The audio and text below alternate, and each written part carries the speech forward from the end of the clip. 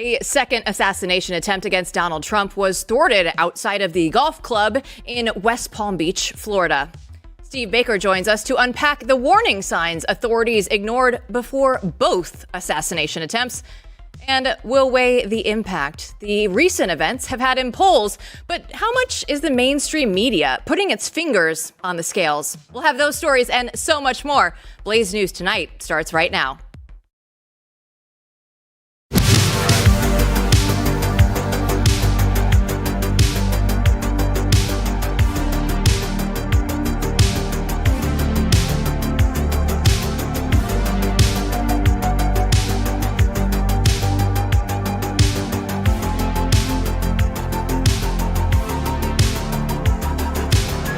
Welcome to the chaos. I'm Jill Savage. Today is Monday, September 16th. This past weekend saw a second assassination attempt on Donald Trump, this time at his Florida golf club. And the Secret Service reportedly saw the barrel of the rifle sticking out of the fence on the property before the would-be assassin fled in a car and was subsequently tracked down and detained. Here to discuss is Matthew Peterson, editor-in-chief of Blaze News, Steve Baker, Blaze News investigative reporter, and Erik Prince, retired U.S. Navy SEAL and host of Off Leash with Erik Prince. Erik, thank you so much for your time today. So, how did this happen again? And is Donald Trump likely to receive increased security this time around? Look, it happened again because nothing has changed. Nobody's been fired from the Secret Service. There hasn't been a house cleaning of the head shed or of the ranks. The rhetoric, here's the problem. When the left creates the intellectual space and the apocryphal claims that Donald Trump is Hitler and that he must be eliminated, he must be stopped at all costs, that he's a threat to democracy, that opens the intellectual can of worms for every left-wing screwball to say, I'm going to be the savior of the left and I'm going to kill Donald Trump. Now, that's exactly what this guy was doing. He went from being the savior of Afghan refugees to the hero of Ukraine, trying to recruit Afghan left-behind commandos in Iran to give them fake passports, to smuggle them to Ukraine to fight there. And he took on this last crusade. And it was supercharged by the left's vile rhetoric. And the Secret Service has done nothing different since Butler, Pennsylvania. Again, nobody's been fired. And so why, the definition of insanity is to do the same thing again and again and expect a different result. This guy got there 12 hours in advance, set up ballistic plates, attached him to the fence, basically trying to make his own protective shelter, protecting from counter sniper, because he saw what happened to the guy in Butler. Had his rifle there with a scope ready to go, and he had a GoPro camera mounted up on the fence. Why? Because he was trophy hunting. He was there to be the killer of Donald Trump. It's really disgusting. And that's why I leaned hard into a tweet, and I talked to Benny Johnson last night, and I said, the state of Florida must take the lead in this investigation. Don't turn him over to the feds. Keep his electronics. Sure, the feds can interview him, but let state law enforcement be present, because I don't have any confidence in the FBI Miami office to do this investigation. This is this special agent in charge there, before he was nominated to that post, had to delete his social media history because he was so vilely anti-Trump. And this is the same FBI office that did the bogus raid on Mar-a-Lago on this documents case. So if you think he's going to do an honest job at digging into leftist conspiracy to kill President Trump, no way. The state of Florida must step up and do their part.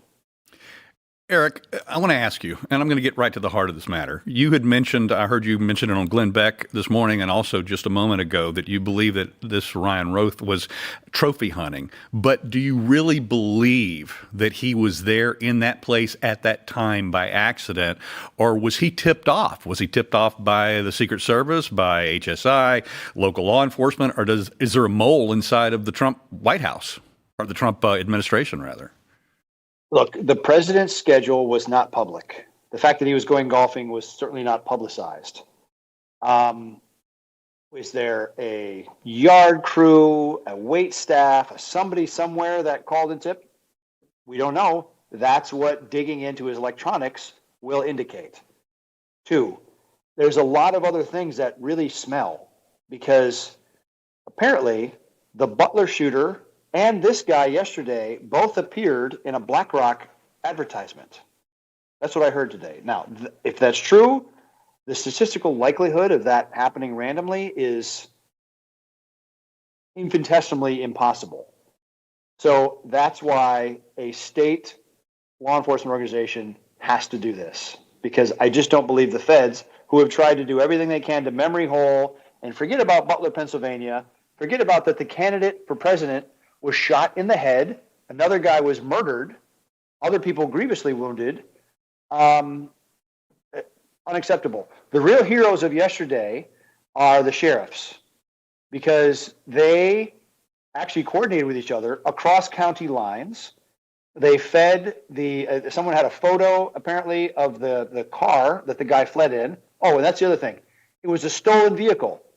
Did he steal his own car? I mean, did he carjack? Did he hotwire it? Did he defeat the ignition? Those are not things that idiots know how to do. There is some proficiency to that, or did someone provide that to him? Those kind of questions must be answered.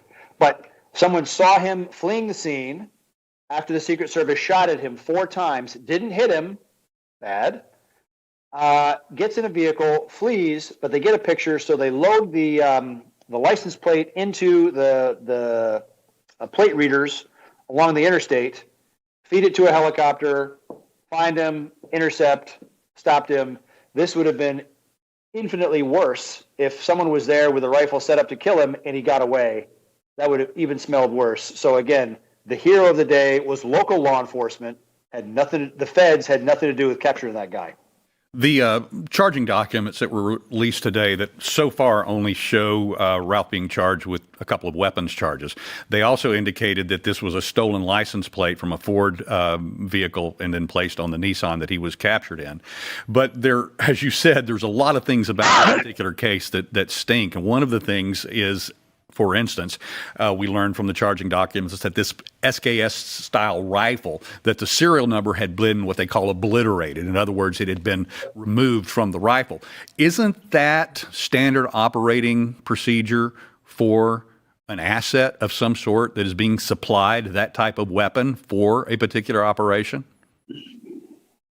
Look, if you know you're going to commit a crime, an assassination, with a stolen weapon, sure, obliterate it. It would be interesting to see how the serial number is removed. There's some professional ways to do that. If it was done, that would also indicate someone that knew what they were doing more than what this clown did yesterday. So, yeah, look, the SKS rifle shoots a 7.62 by 39. That's a Soviet intermediate caliber, very, very effective at 200, 300, even 400 yards, especially with a scope.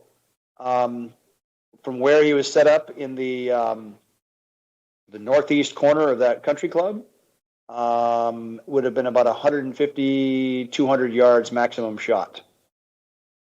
Very easy to make, especially someone static putting, standing around on a putting green. The thing that's really disgusts me about, on top of everything else, is golfing was a happy place for Donald Trump. Mm-hmm. He loved to do it. He's good at it. And they took that away from him. And so now every time he's on a golf course and he looks at a beautiful tree line, he thinks, yeah, that's a beautiful tree line, but that's also where somebody can be hiding, waiting to shoot me. I feel bad for the guy. Erik, you had already said that it is apparent that nothing has been done since the last episode in July. And with that in mind, and with your background and your history and your sourcing, what now needs to be done? Doesn't he need to either supplement or replace Secret Service protection before the election? Look, there's a lot of private sector capability that's available. It's exceedingly difficult to mesh that with a federal organization. The problem with the Secret Service is there's 10 or 15% are fantastic. Olympic level performance. Great. There's another 30% that are just bureaucrats showing up. There's another 50% that are just really useless and malign. And so it wouldn't be hard to top grade a lot. I just don't know how deep their bench is. So you could either supplement with the private sector, or I would actually advocate JSOC, the Joint Special Operations Command, which houses SEAL Team 6 and Delta. Take some operators from there, because you want people that are predators. You want hunters of men, people that think offensively, to think, how am I going to kill Donald J. Trump? And you say, this is the 20 ways we're going to do it. And then you plug every one of those 20 ways to make sure he is safe. You have to have offensively minded people doing that kind of advance outer perimeter, especially against standoff weapons, against drones. I mean, here, we've almost been bit twice by standoff weapons. First at 140 yards, this time maybe 200 yards. Again, not nearly enough, especially when you include drones and other capability that someone should deploy. And again, these two attackers have been relatively unsophisticated compared to an 8-man ISIS, Hezbollah, or Latin American gang that's decided to come after the president. That's what we need to be concerned with. Erik, I loved what you said. It should be emphasized to the high heavens that the heroes today were local law enforcement and the sheriffs. You could even see it in the presser right yesterday, where you had one guy who was just a normal guy answering questions and a bunch of sort of scared, mouth-breathing feds standing next to him. So when we look forward to this, you suggested that Florida get involved. And they're the ones who actually caught the guy. If a random passerby hadn't taken a picture, we don't even know if we would be having this conversation. But to your knowledge, real quick in the time we have left, do you know if the state of Florida has actually initiated anything? Because I would assume, this is already completely a federal matter and he's in federal hands. Yeah, we have about 60 seconds left, Erik. I did an interview with Benny Johnson calling for it. I also did a tweet, and then about 2 hours later, after it had been seen 2 million times, Ron DeSantis came out and said the state of Florida will be running its own independent investigation into this matter. It's not quite as strong as I wanted. I wanted him to try to own it to the point of pushing the feds off. Well, Erik, we really appreciate your time and everything that you're doing to continue to push this story forward and just make everybody aware of what's going on. Thanks so much. It's a republic if we can keep it. Steve Baker will stick with us and highlight the warning signs ignored in both Trump assassination attempts, coming up next.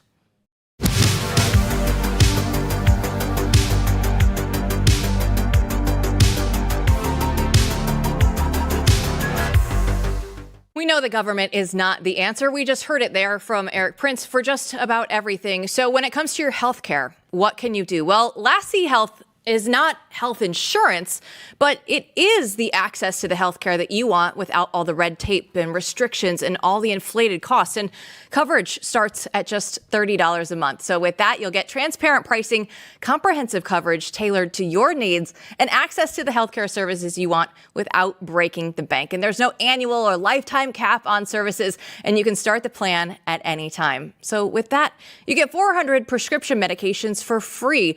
All of the lab testing that you need done is going to be up to 60% off. Image testing up to 75% off. And procedures and surgeries are up to 50% off. So Lassie Health is a game changer. Check out the affordable plans that put you in control of your health care at healthylink.com/blaze. For a limited time, get your first month free, up to $100 off eligible plans. So get healthy, be healthy, and stay healthy without breaking the bank at healthylink.com/blaze.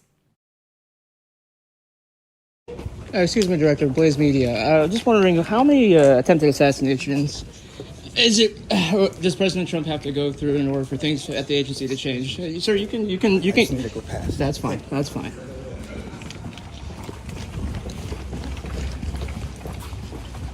I'm just wondering, sir, how many attempted assassinations does President Trump have to go through for drastic change at the agency is made?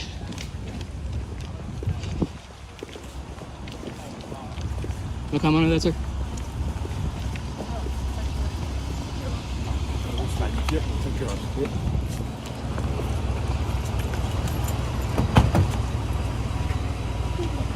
That was Blaze Media's national correspondent, Julio Rosas, asking the Secret Service Director, Ronald Rowe, a couple of questions of which he didn't really want to answer, Matthew Peterson. No, I wonder why. Very interesting. This is the kind of thing that should be happening a lot more. Answers should be demanded by the press. And if we're the only ones doing it, so be it. Well, in the very short amount of time that we've had since Blaze News Tonight was launched, we've now seen 2 different assassination attempts against Donald Trump's life. And Steve Baker is always the one who gets us up to speed on all these things. So can you just tell us a little bit about what you've been working on in relation to this story? Well, first of all, I'm very disturbed that it seems that shooting at or bringing a gun into the presence of former President Donald Trump is becoming normalized. That's a frightening proposition. And what we are looking at here is not only the potential of another failure. Now, I understand that in the presser yesterday, they gave a lot of compliments to the actions, the quick reactions of Secret Service on the ground there. The question remains, though, is why was he there in the first place? Why was he allowed to be there in the first place? They have technology that could have ferreted him out and his presence much sooner than was done. They had drone technology with infrared, be able to detect the heat signature of a body up against a fence in a prone position with a rifle, and they would have been able to find him much sooner than they did. As it turns out, the single biggest question that needs to be answered is, how did Ryan Roth know to be there? How was he there 12 hours in advance, knowing exactly which golf course that the former president would be playing on after having flown in the night before from Salt Lake City? This is amazing that this guy knew that he was there. No one that we're talking to, and right now Joe Hanneman and I are digging into this as deeply as we possibly can with all of the sources that we have connected to the various agencies. And nobody believes that this particular individual was there by accident or that he got lucky about where he was. I mean, it truly is unbelievable. It blows the mind. Now, first off, just on the drone thing, let's start with that, and then let's go into some of the other stuff here. I mean, I want to go back because I feel like I'm going crazy in the last 24 hours of what I've seen and heard. Now, initial reports were that drones were, in fact, what helped catch him going to the car, running away. I heard this on mainstream legacy media, and then that just disappeared. And now it appears there obviously were no drones. So the question is, why would that be the case now after what happened? I mean, this seems like the easiest thing in the world. And this is not, sensitive technology. This is stuff that any of us could probably afford to buy if we put a couple pennies together. We don't know that drones weren't used. We have the charging documents now. They were released today. I've gone through those with a fine-tooth comb. There is a whole lot that has not been told yet. For instance, there's no information about in that particular document whether Ralph took a shot or not. We understand that he probably didn't. We don't know how many shots the Secret Service took at him, although it's mentioned that he or she returned fire. They won't even identify whether it was a he or she. Or maybe there's something politically correct and they can't do that anymore. But that's not the point. The point is that there's a lot of information we don't know, and maybe they did identify his presence with a drone and then they went looking for him, but it shouldn't have been that he was there for 12 hours without their knowledge. This is, again, the failure of them to recognize, and this is the key right here, the threat matrix assessment as it relates to Trump compared to the other Secret Service protectees, because at the end of the day, that's the most important thing. Nobody's wanting to kill Joe Biden. He's on his way out anyway. He's going to take care of that himself. Nobody's wanting to take out the former presidents right now other than Trump. Nobody's wanting to take out Jimmy Carter. He's in hospice right now. But they're not providing the coverage. They're not providing the security needed for the number one target probably in the world today, and that that is the major failure of the Secret Service right now. And to that point, Ronald Rowe, Secret Service Director, is going to make a comeback here in this segment because last week, Senator Josh Hawley posted a letter to X saying that from a whistleblower, Rowe himself had cut the manpower of the Secret Service counter-surveillance division by 20% and didn't inform Congress. So even more concerning, the whistleblower claims that some of the officers had flagged security lapses before the attempt. That'll be the first assassination attempt on Donald Trump, instead of addressing those concerns.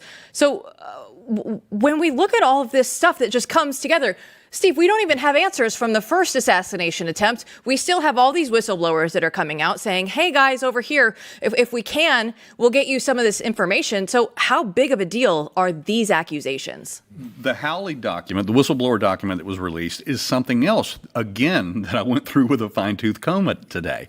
And the most significant aspect of that document is not how many answers he was able to learn from the whistleblowers, but how many questions they continue to ask of the various agencies, be it Secret Service, be it Homeland Security, or be it the FBI, and still not getting the answers that they need to get to the bottom of this investigation.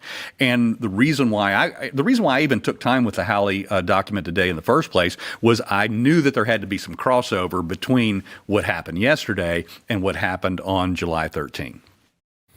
Steve, we will stay apprised of everything with the assassination attempt, and if people are at theblaze.com and subscribe, they're going to see it all right away, updated in their inbox.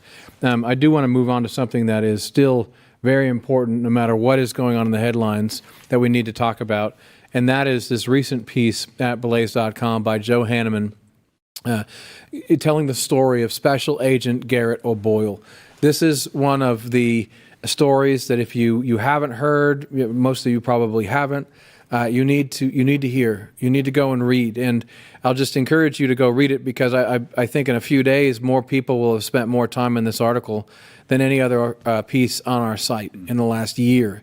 And the reason is because the story tells you everything you need to know about what's wrong in this country and what's wrong with the FBI. So can you talk to us a little bit about Garret O'Boyle and this profile? First of all, Garret is a true American hero. I got to spend time with Garret back at CPAC earlier this year. And that was the first time we were able to meet. And we, of course, have corresponded many times since then. And Garret is one of those guys who made the honorable choice, to stand up to the agency when they were imposing upon him the unfair and unconstitutional requirements related to the COVID regimens, vaccines, lockdowns, isolation, things of that nature. He became a whistleblower, and he did it all correctly. There are processes and procedures. What we learned from Garret O'Boyle and Steve Friend and Kyle Seraphin and other of these whistleblowers from not just the FBI, but IRS and other agencies, is that the government doesn't care about their procedures. They are going to punish you if you speak out against what they're doing in this new regime that we're living in. And that's exactly what happened to Garret. And it's one of the most atrocious, it's one of the most abominable stories of what the government will do against one of their own. Because if they'll do it against him, they'll do it against us. And let me tell you, when they went after him, they violated not only their own code, their own principles, their own morals, they violated the Constitution, but they did everything in their power to ruin him and his family and to put them in a position where they literally had no home, they had no clothes, they had all of their stuff in storage, and the FBI had control of the storage and would not allow their children access to their bicycles, to their toys, to their clothes, and left them homeless in the process of this attack from the FBI. And this story that Joe did on this, I mean, first of all, if there were pages, it would be a page turner. It's that well written, and everybody needs to go read this story by Joe Hanneman. And you touched on it there a little of what they did to him and his family for O'Boyle, who, like you said, went through all of the processes that the government has put in place to say this is how you become a whistleblower. This is the right way to do it. Some people might brush that aside and take their own route. But he did it the right way, and he's still being punished. This is America in 2024 right now. This is what we have set up as the government in place. And so why, if you're a whistleblower, if you want to come out and say anything like we just previously talked about in that other story with Senator Hawley, why would anybody come forward and just say, oh, you know what? I'm not going to do that. Isn't that the point? Well, it is the point, and what they're doing is it is a chilling effect. It's throwing a wet blanket over anyone who would dissent to the internal or even the off-the-record and off-the-books policies that are taking place in these agencies right now, and that's what they're doing. They're sending a signal to all of them, don't you dare, or we'll destroy your life like we did the O'Boyle families. This is why it's so important that people know this story and know about the people who have stood up and paid an enormous price. And we need to honor them. We need to tell that story over and over again. We hope to have Garret here sometime, and hopefully Steve can do a nice long interview with him, as you did with Strand. You know, another story you should look at. We're not going to stop telling these stories because this isn't old news. This is really the problem that's plaguing America. And look, I mean, the reason that we do this, the reason that Steve does this is because when we highlight these stories, we make it harder and push back against them when they try to destroy the whistleblowing process, which is exactly what they've done. So I don't know how many times and how many industries or sectors of the economy, how many people we know who they won't come out, and it's not even like they're cowardly in a way. They're just calculating like the suicidal cost. Yeah. Like, why would what will I even accomplish? And they feel as if it would be suicidal. Well, in this case, we have a hero, and hopefully we can continue to shine this light on him. And I will note that this is why we need subscription, because the more subscriptions we have, the more we will deploy those resources to write stories like this. Yeah, and it clearly resonates with people, especially in this story. Don't go anywhere, you guys, because when we come back, the founder of the Trafalgar Group will give us the latest on the presidential race next.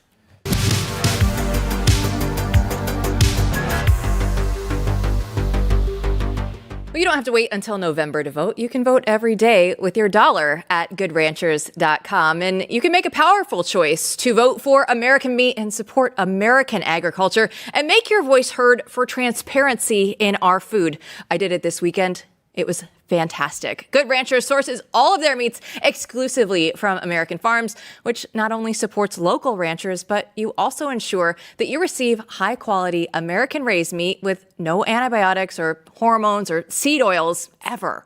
So by shopping from goodranchers.com, you're making a statement about the kind of values that you stand for: quality, hard work, dedication to American tradition. And right now, Good Ranchers is having a presidential promo. So for a limited time, you can get a free add-on for a whole 4 years, which is good until the next election. And that means that when you subscribe to any of their boxes, you can decide if you want extra chicken breast, ground beef, bacon, or any of that wild-caught salmon in your order for 4 years. And it's the perfect way to ensure that you have high-quality American meat in your kitchen. Every cut is pre-trimmed and individually packed and vacuum sealed, which makes your life easier. It's no more messy meal prep, no wasted food ever because of freezer burn or poor storage packaging. Good Ranchers helps you get the most flavor and value out of every ounce of meat that you buy. And in this economy, that matters more and more each day. Don't miss out. Use my code Jill to claim the presidential promo worth over $1,200 and claim $25 off your first box plus free shipping, and bring 100% American meat to your family meals good until 2028. That's goodranchers.com, code Jill. Goodranchers.com, American meat delivered. In light of the second assassination attempt on Donald Trump, with the November election less than 2 months away, we've got to ask, how does this affect the polls? Here to discuss is Robert Cahaly, the founder and chief pollster of the Trafalgar Group. So, Robert, thanks so much for joining us here today. I know it's still too early to figure out what's going to happen just after yesterday, but did the polling numbers change after the first assassination attempt? You know, what we saw at the first assassination attempt was a lot of people who had been put down as being for Robert F. Kennedy moved over the Trump category, and they moved in from undecided. It was like that kind of like settled it. I guess nothing's more anti-establishment than being shot at. But this time, my concern is that it may just be they shoot at Trump. It may just be baked in. We were in the field in a state, and we saw a small tick up for Trump that represented less than a quarter of a point. The third night of a 3-night poll. So I'm not sure. I don't have enough data to discern anything from it. It may depend on how it's characterized. I mean, if they take full advantage, saying that talking about him being Hitler and the threat to democracy is the fuel that you need to give these crazy people to do stuff, it might possibly change the tempo and create some kind of a sense that this has gone too far. But if they just condemn all political violence and try to loop in things that aren't actually political violence with things this serious, then it may just be another bump in a very, very, very crazy election cycle. Well, Robert, I mean, just looking at what we do know and what you do know, where is the race right now? I mean, forget about predicting what the assassination attempt will do. What do we see? Right now, we see a very, very tight race. For example, Matt Towery, my co-host with the Polling Plus podcast, we do every week. Just type in polling, and wherever you get podcasts, and you can hear it. We divide up the states, and so in this round, I did the Sun Belt, and he did the Rust Belt, and so he showed Harris with a 2-point lead in Wisconsin, and a 1-point lead in Michigan, and we're announcing his Pennsylvania tonight. We showed a 1-point lead for Trump in Arizona. Harris with a 1-point lead in Nevada, and in North Carolina, Trump just a little over a point. And we'll be announcing our Georgia tonight. So these are our last two, and kind of the most important two. And so we'll be announcing those tonight. But I mean, this thing is just it's so close. And what's concerning is the Democrats' efforts, what they do on the ground, both legal and whatever, but what they do on the ground is effective. And they put real activists on the ground, organizing people, real operation centers and offices, and just don't see the sense that the Republicans have any plan to do the same thing. I'm not sure the Republicans can afford to do it, but their ground effort is significant. Well, so let's dive into that a little bit more, as you say, real or otherwise. Voter turnout then is going to play a huge role if things are as close as you say that they are right now. So yes. Where do you see that in comparison to previous elections? Is this going to be up? Is this going to be down? What are you seeing right now? I think it's going to be up. When it was Biden, we saw the Democrat enthusiasm below 60 in every battleground state, and the Trump enthusiasm above 80. And now we see comparable enthusiasm for the Democrats and the Republicans. This is a very high enthusiasm race. There's just a lot of crazy things that have happened already. And so this race is one of those that just the number of commercials being run and the amount of money being spent is just so huge. And it really is going to come down to turnout and enthusiasm.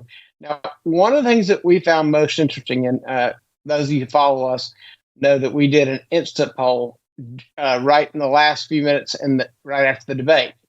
And what we found is what a lot of people ended up saying. We had the race tied 47-47 before, and this was just the battleground states. And unlike a lot of polls, we had a 2,200 person sample. So it was a very deep poll, but we found, dead even before the debate, 53%, 55% said Kamala won, 43% said Trump won, and 2% said it was a tie. But then we asked, who are you for now? 48-48. So, and if you've seen, even the New York Times, the CNN, all these groups contended that she won, but it did not move the race. For whatever reason, she did not open the door to convince new people they should be for her, people on the fence. She's still very tied to Biden, and people want to see some specifics. Trump kind of has the luxury of not having to give a lot of specifics because he can say, look what I did. But she's talking about what I'm going to do different than what I did while I was vice president. That's a different hill. That's a much different thing to climb. So I think that's going to matter as it comes to turning people out. But when it comes to organizing person to person, I'm a big believer in concentric circles. I don't think organizing my neighborhoods works anymore. People know who their Facebook friends are, the people who they text, the people who are on any of their social feeds. That's the way to organize. And the Democrats have a very, very effective system to do it. We saw it firsthand in Georgia in 2021 with those runoffs. And I just think that a 1 or 2 point lead in any state is not good enough if Trump wants to win those states. Robert, interestingly, Nate Silver's latest electoral college has Trump up 312 to 226, I believe, over Harris. Do you have any comments on that?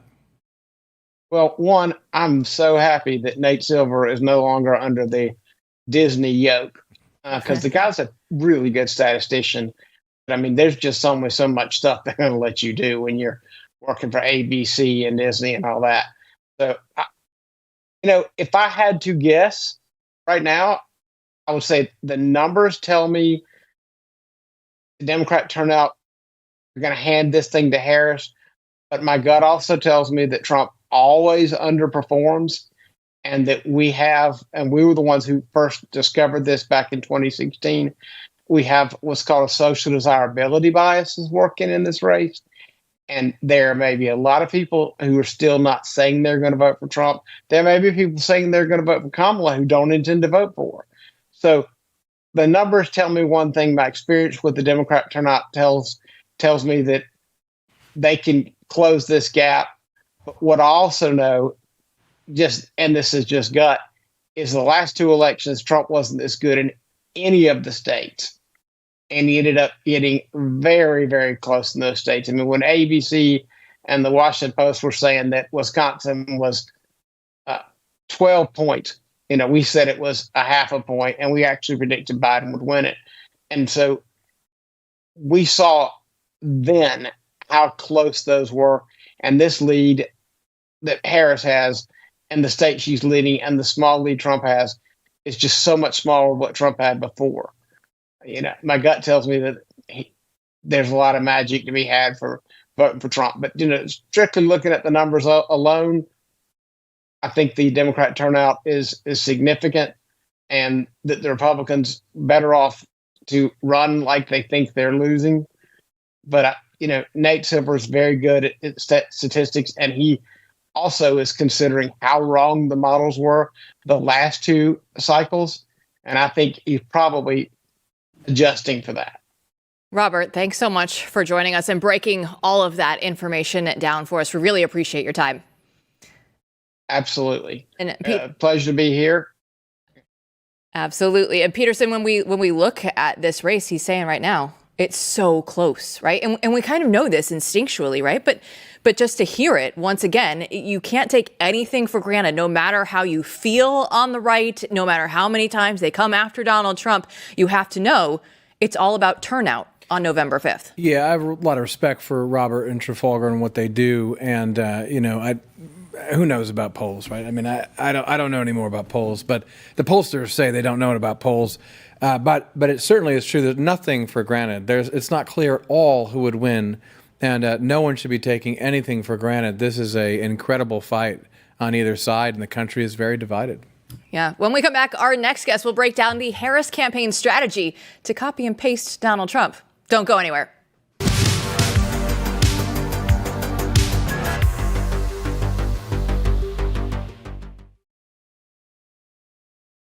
When you take a look at Kamala Harris's political strategy, some might say it mirrors Donald Trump's playbook, from shifting stances on key issues to appealing to different voter bases.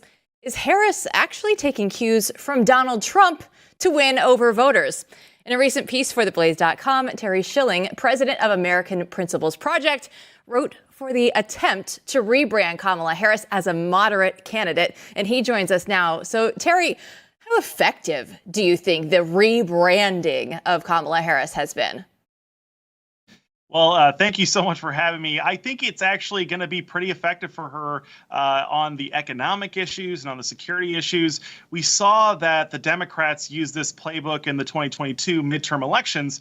We actually had so many Democrats on record saying that they wanted to defund the police. Kamala was on record as hosting fundraisers to get criminals out of jail during the Summer of Love. But they, countered that by saying that they wanted to give the police more funding and that it was the Republicans who are the ones that want to cut the budget. But in reality, they have the legacy media on their side to buttress all of their claims, as absurd as they are, as you and I know. But there is one area where they can't go, and that is they cannot moderate on the social issues. They cannot moderate on the cultural issues. Those are going to be what brings this party down this cycle. Terry, I mean, you've given these examples of Harris copying, as you say in the piece. I mean, just copy Trump is what she's doing, and except for this one area.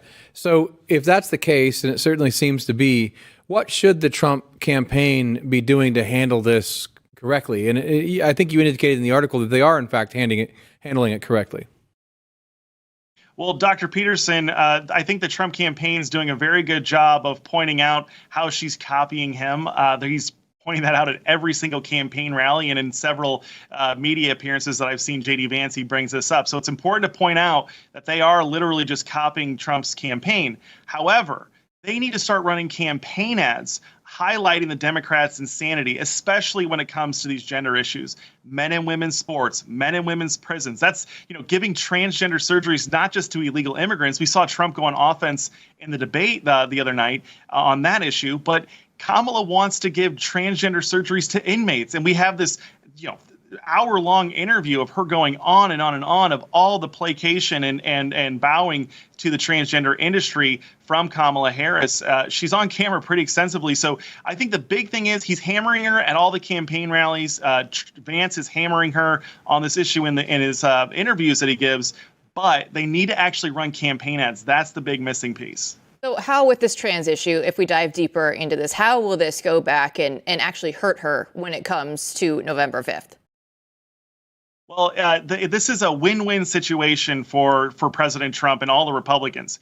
It's a win even if she tries to moderate. We saw earlier this past summer when Kamala tried to moderate, when Joe Biden tried to moderate and say that his administration opposes sex change procedures for minors, they were forced by their base to backtrack within 24 hours, right? So if they double down and support these procedures, even after scrutiny, they'll lose the swing voters. A poll after poll after poll shows that, depending on the state, it's a 30 to 40 point margin in support of the good guys who oppose sex change procedures against the bad guys who support them. But on top of that, let's say that they don't moderate. Right? If they moderate, they lose their base. If they don't moderate, they lose the swing voters, where it's very unpopular.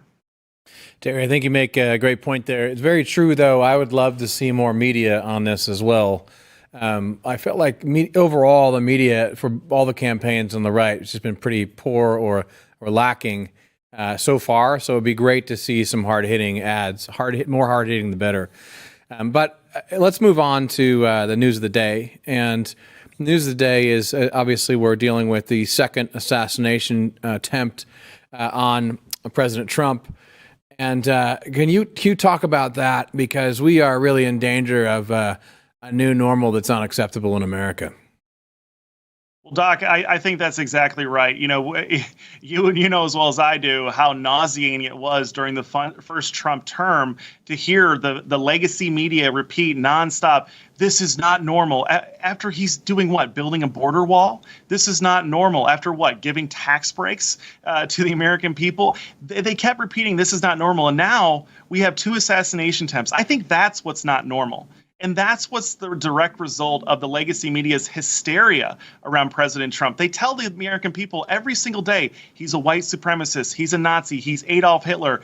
What do you think is going to happen? We just, you know, Doc, the other thing is, I just want to point out, this Nashville shooter, just from what, a year ago, we memory hold that. It came out in their diary or whatever that they were very upset about how transgender people weren't accepted, that there was a trans genocide.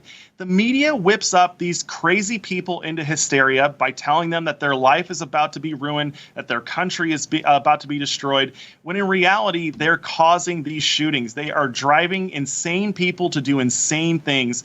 We cannot allow them to get away with it. And the best way, I think, to send a message and to make sure they don't get away with it is to make sure Donald Trump gets reelected this November. Gary, we couldn't agree anymore. Thanks so much for joining us today. We really, really appreciate your time. Thank you, guys. We'll unpack how the mainstream media is trying to downplay the Trump assassination attempt and even try to blame Donald Trump himself. Just ahead.